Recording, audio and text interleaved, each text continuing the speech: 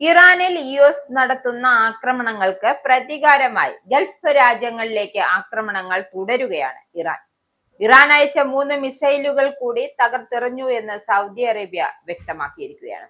സൗദിയിൽ അൽ ഖർസ് നഗരത്തിന് പുറത്താണ് 3 ക്രൂയിസ് മിസൈലുകൾ ഉപയോഗിച്ചുള്ള ആക്രമണ ശ്രമമുണ്ടായത്.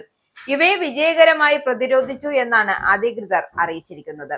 അതേസമയം മുൻ ദിവസങ്ങളെ അപേക്ഷിച്ച് ഗൾഫ് മേഖലയിലേക്കുള്ള ആക്രമണത്തിന്റെ തീവ്രത കുറച്ചു കുറഞ്ഞിട്ടുണ്ട്. ആക്രമണ സാധ്യത നിലനിൽക്കുന്നതിനാൽ ഖത്തറിലെ അമേരിക്കൻ എംബസിയിൽ അതീവ ജാഗ്രത തുടരുകയാണ്. പശ്ചിമേഷ്യയിൽ സംഘർഷം പരിഗണിച്ച് കുവൈറ്റിൽ നിന്നുമുള്ള ഭക്ഷ്യ കയറ്റുമതി ഇപ്പോൾ നിരോധിച്ചിരിക്കുകയാണ്. ആഭ്യന്തര ആവശ്യം പരിഗണിച്ചാണ് ഭക്ഷ്യ കയറ്റുമതി നിരോധിച്ചതെന്നാണ് കുവൈറ്റ് വ്യക്തമാക്കിയത്.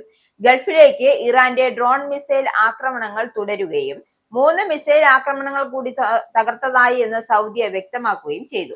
അതേസമയം രാജ്യത്തിന്റെ സുരക്ഷ കണക്കിലെടുത്ത് പ്രധാന മേഖലകളുടെയും സുരക്ഷാ കേന്ദ്രങ്ങളുടെയും